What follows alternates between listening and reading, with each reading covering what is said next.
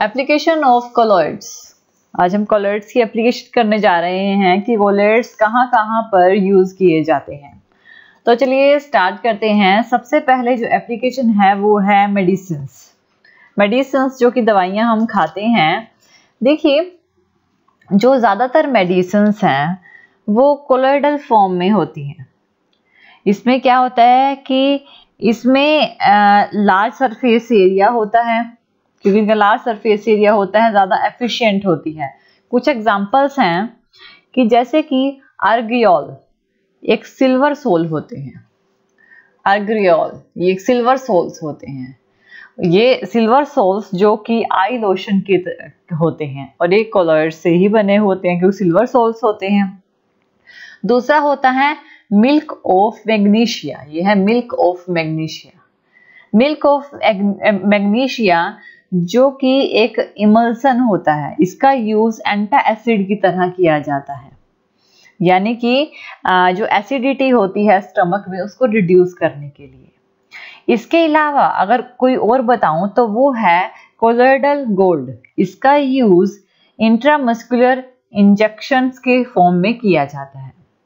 Next होते हैं हमारे जो सेकंड नंबर के एप्लीकेशन है जो हमारे कोलॉइडल्स जहाँ पे यूज किए जाते हैं वो है फूड आर्टिकल्स में।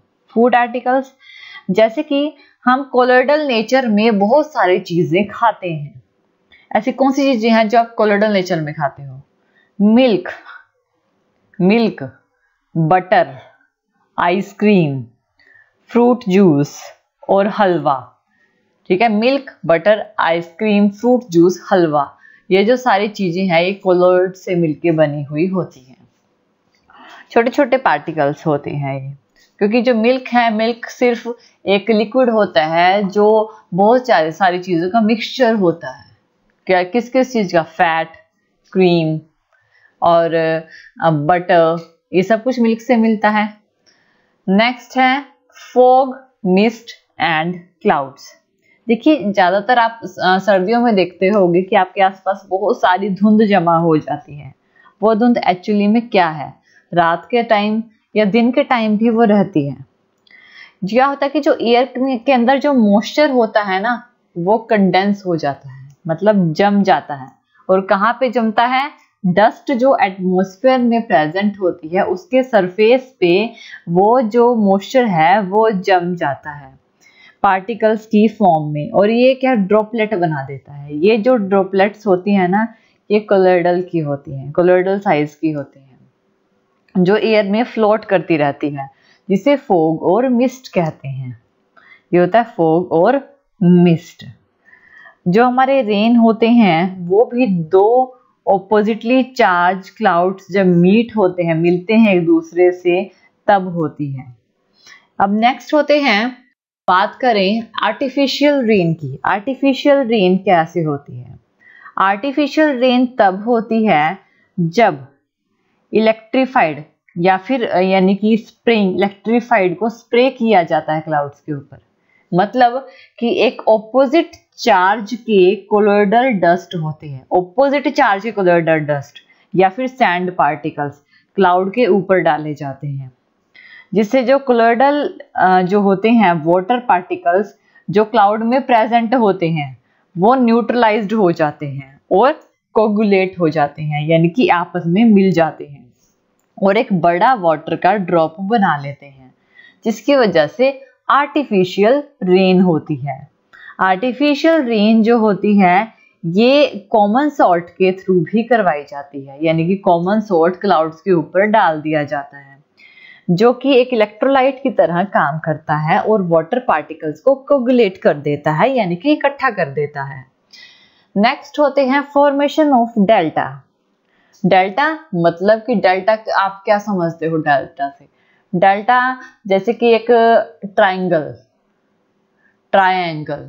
डेल्टा क्या होता है? छोटी छोटी सी पहाड़ियां बन जाना, जिसे डेल्टा बोलते हैं। छोटी छोटी सी पहाड़ियां, उसे डेल्टा बोलते हैं। अब इसमें डेल्टा की फॉर्मेशन क्या होती है?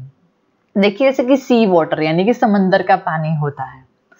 अब अगर रिवर वाटर जो होता है वो रिवर वाटर में कुछ चार्ज कोलॉइडल पार्टिकल्स होते हैं, क्ले के, सैंड के या बहुत सारे मिनरल्स होते हैं। रिवर के वाटर में, ये सी का वाटर है, रिवर के वाटर की बात करें तो ये रिवर का वाटर है, और ये जो रिवर का वाटर है जो ऊपर से आ रहा है, इसमें बहुत सारे क्ले के पार्टिकल होते हैं, सैंड के पार्टिकल होते हैं, मिनरल के पार्टिकल्स होते हैं।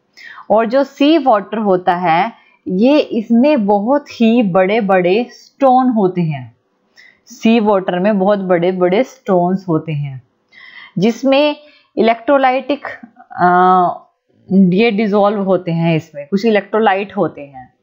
जैसे ही रिवर वाटर सी वाटर के कांटेक्ट में आता है, यानी कि रिवर वाटर जब सी वाटर में मिलता है तो जो इलेक्ट्रोलाइट सी वाटर में प्रेजेंट होते हैं वो कोगुलेट होना शुरू हो जाते हैं, जिसकी वजह से वो कोगुलेट होके वो इकट्ठे हो जाते हैं, इकट्ठे होके वो भारी हो जाते हैं, जिसकी वजह से वो नीचे बैठने लग जाते हैं और क्या बोलते हैं, छोटे छोटे से डेल्टा बना लेते हैं। इसके बीच में छोटे छोटे से डेल्टा बना लेते हैं, कोगुलेट होके इकट्ठे हो गए तो इसको डेल, ये डेल यानी कि ट्रायंगल, डेल की फॉर्म में रखा जाता है, ट्रायंगल की फॉर्म में इसे बोला जाता है।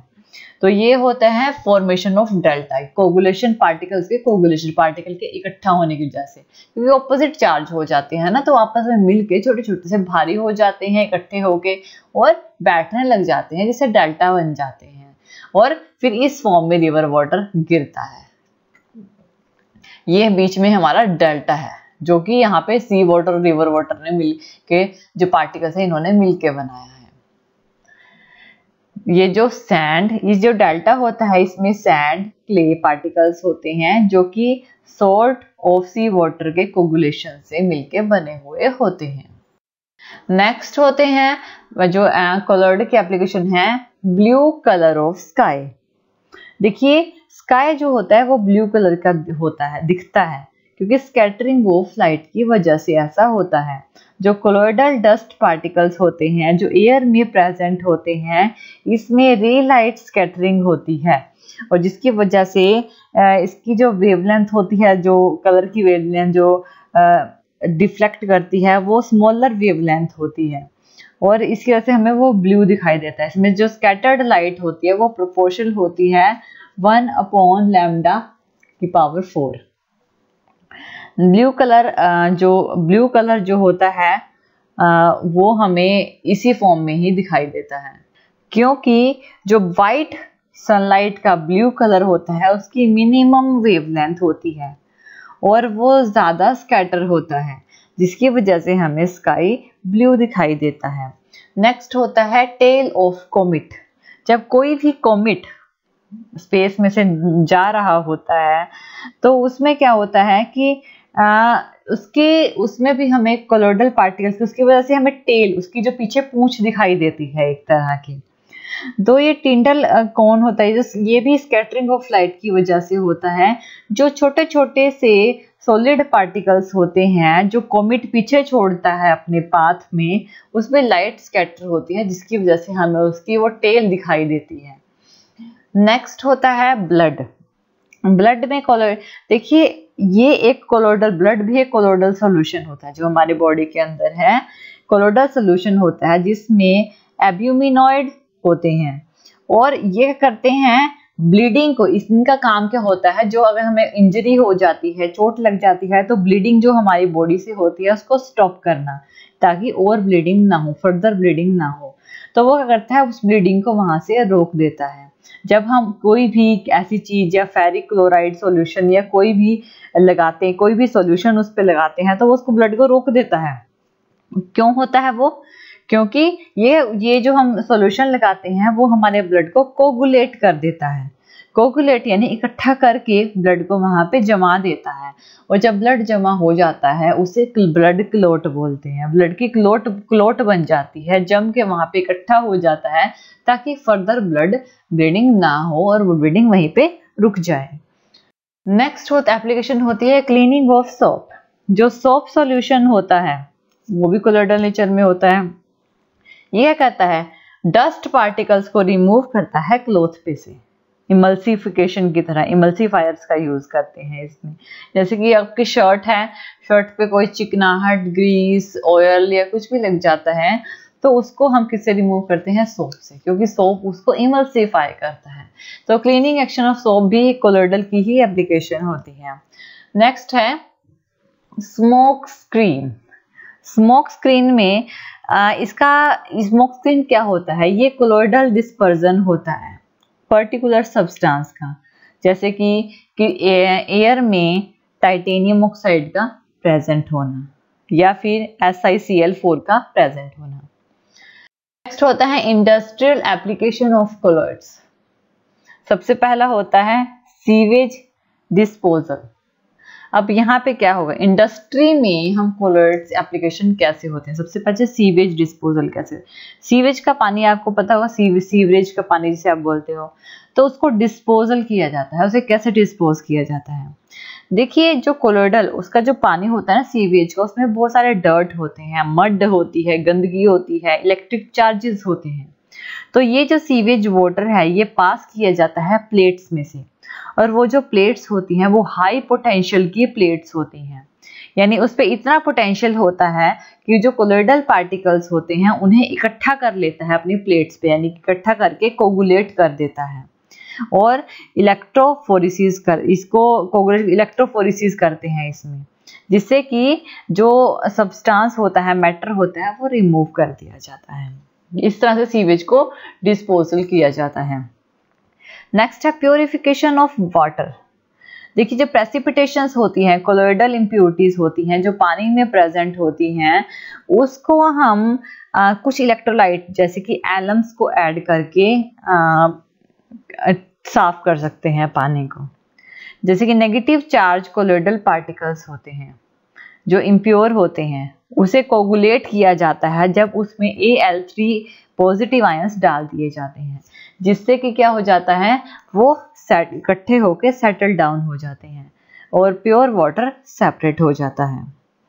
नेक्स्ट होता है हमारे पास फोटोग्राफी। जो कोलोइडल सॉल्यूशन होता है सिल्वर ब्रोमाइड का जिलेटिन में, वो अपीयर करता है ग्लास प्लेट के ऊपर और सेल्यूलस फिल्म के ऊपर या paper of form of sensitive plates पे, जिसे कि फोटोग्राफी बोलते हैं। यानी फोटोग्राफी में भी कोलोइडल का पार्ट है। सिल्वर ब्रोमाइड अप्लाई किया जाता है, कोलोइडल सॉल्यूशन होता है। नेक्स्ट होता है स्मोक प्रेसिपिटेशन। स्मोक प्रेसिपिटेशन क्या होती है? ये एक एक्चुअल इलेक्ट्रिकल चार्ज, जो इलेक्ट्रिकल चार्ज होते हैं कोलोइडल पार्टिकल्स की, जैसे कार्बन का प्रेजेंट होना एयर में। अगर एयर में कार्बन प्रेजेंट है तो उसमें क्या करते हैं, जो स्मोक पार्टिकल्स होते हैं ना, उसको सेपरेट किया जाता है। कैसे? जैसे कि इंडस्ट्रीज में से स्मोक वगैरह निकलती है, तो उसमें एक बड़ा सा चैम्बर होता है जिसमें कार्बन, ये इस तरह का चैम्बर होता है, और इसके ऊपर हाई डीसी वोल्टेज जो कि 50,000 वोल्ट यहाँ से प्रोवाइड की जाती है। इसमें बहुत सारी प्लेट्स लगी हुई होती हैं, ये चिमनी होती हैं। यहाँ से हमारे पास जो भी हमारे स्मोक होती है, यानी कि गैस होती है, गैस डस्ट पार्टिकल्स, जिसमें वो गैस जिसमें डस्ट पार्टिकल्स प्रेजेंट है या कार्बन पार्टिकल्स प्रेजेंट है, उनको यहाँ से पास किया जाता है और यहाँ से हाई डीसी वोल्टेज को प्रोवाइड किया जाता है, जिससे क्या होता है कि वो सारे डस्ट और कार्बन पार्टिकल्स को यहाँ पे प्लेट्स और नीचे इकट्ठा कर देता है और यहाँ से कार्बन और डस्ट पार्टिकल रिमूव हो जाते हैं। जो बची हुई गैस है वो चिमनी के थ्रू, जो पार्टिकल फ्री गैस है जिसमें पार्टिकल्स नहीं होते, वो चिमनी के थ्रू वेस्ट गैस को यहाँ से इस पाथ से निकल जाती है और पार्टिकल सेपरेट हो जाते हैं। नेक्स्ट है रबर इंडस्ट्रीज। रबर इंडस्ट्रीज में भी कोलोइडल किया जाता है, क्योंकि जो लैटेक्स होता है, लैटेक्स जो कि कोलोइडल सॉल्यूशन होता है नेगेटिव चार्ज रबर पार्टिकल्स का, रबर्स को ऑब्टेन किया जाता है कोगुलेशन के थ्रू। तो इसमें क्या होता है कि ये जो हमारे पास रबर की प्लेटेड आर्टिकल्स होते हैं उसे प्रिपेयर किया जाता है नेगेटिव चार्ज रबर पार्टिकल्स के थ्रू। उस पर आर्टिकल्स रखे जाते हैं रबर प्लेटेड से जो मेकिंग किए जाते हैं, जिससे हमारे पास रबर इंडस्ट्रीज में इसका यूज, कोगुलेशन करके उसका यूज करते हैं। नेक्स्ट होते हैं टैनिंग या लेदर इंडस्ट्रीज। ये जो प्रोसेस होता है ये हार्डनिंग ऑफ लेदर के लिए यूज होता है, यानी वो प्रोसेस जिसमें लेदर को हम हार्ड करते हैं उस प्रोसेस को हम टैनिंग बोलते हैं। ये ऑब्टेन किया जाता है, टैनिंग जो होती है ये टैनिंग का प्लांट होता है, उससे ऑब्टेन किया जाता है, प्लांट्स से। इसमें क्या होते हैं, मिक्सचर होते हैं derivative of polyhydroxy benzoic acid के। इसमें नेगेटिव चार्ज कोलोइडल पार्टिकल्स होते हैं, और जो एनिमल हाइड्स होती हैं वो भी कोलोइडल नेचर के होते हैं, जिसमें पॉजिटिव चार्ज पार्टिकल्स होते हैं। जब भी जो ये टैनिंग को सोक करते हैं, ठीक है ना, जब इन्हें सोक करते हैं और उसकी म्यूचुअल कोगुलेशन करते हैं और उसको फिर लेदर बनाते हैं, यानी कि उसको सोक करके उसे कोगुलेट करते हैं और फिर उसे लेदर बनाकर उसे हार्ड कर दिया जाता है। तो इसमें क्रोमियम सॉल्ट का भी यूज किया जाता है। टैनिंग की जगह पे हम क्या करते हैं, जो क्रोमियम सॉल्ट है उसका भी यूज करते हैं। अब यहाँ पर जो कोलोइडल पार्टिकल्स होते हैं इंडस्ट्रीज में और कहाँ कहाँ यूज किए जाते हैं, बहुत सारी इंडस्ट्रीज हैं हमारी लाइफ में आसपास भी होती हैं जो कि कोलोइडल नेचर में होती है, जैसे इंक बनाना, पेंट बनाना, ल्यूब्रिकेशंस बनाना, सिंथेटिक प्लास्टिक बनाना, रबर, सीमेंट, ये सारे कोलोइडल इंडस्ट्रीज की होते हैं, इसमें कोलोइडल्स होते हैं, ये सारी चीज़ों में कोलोइडल्स होते हैं। तो इनमें सब में कोलोइडल इंडस्ट्रीज जो प्रोडक्ट बनते हैं, तो ये एप्लीकेशंस ऑफ कोलोइड्स होते हैं। Thank you for watching this video. और ज़्यादा अपडेटिंग वीडियोस के लिए आप हमारे चैनल लर्न एंड ग्रो पर हमें सब्सक्राइब कर सकते हैं। Thank you.